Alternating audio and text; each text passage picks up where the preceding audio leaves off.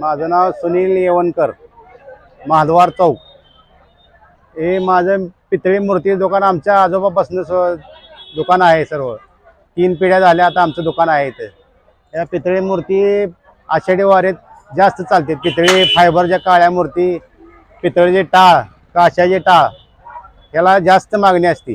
पुन्हा जास्त आरती घंटी या वस्तू भरपूर, म्हणजे मूर्ती जे आपल्या घरात देवपूजेला जे सगळं सामान लागते ते सर्व चालते. इथे यात्रेमध्ये भरपूर खप होतो त्याचा.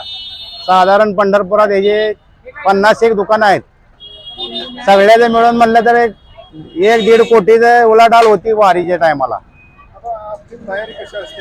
वारीची तयारी आम्हाला 1-2 महिन्यापासून करावी लागते. माल इथून काय पुण्यातनं येतो, काय UP मधनं माल येतो.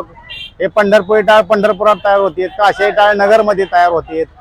हे असं सगळं गोळा करायला 2 महिने अगोदर तयारी करावी लागते आम्हाला. 3 इंचापासून 2-2.5 फुटापर्यंत मूर्ती असते पितळी. आणि फायबर मध्ये 4 इंचापासून 2.5 फुटापर्यंत 5 फुटापर्यंत मिळते. साधारण लहान 1-3 इंचाची मूर्ती असते 150 रुपयाला मिळते. वरचे एकदम 300, 500, 1200, 1500, 5000 घेईल तसं असते. ती वजन कमी जास्त वर असते त्याचं पितळेचे.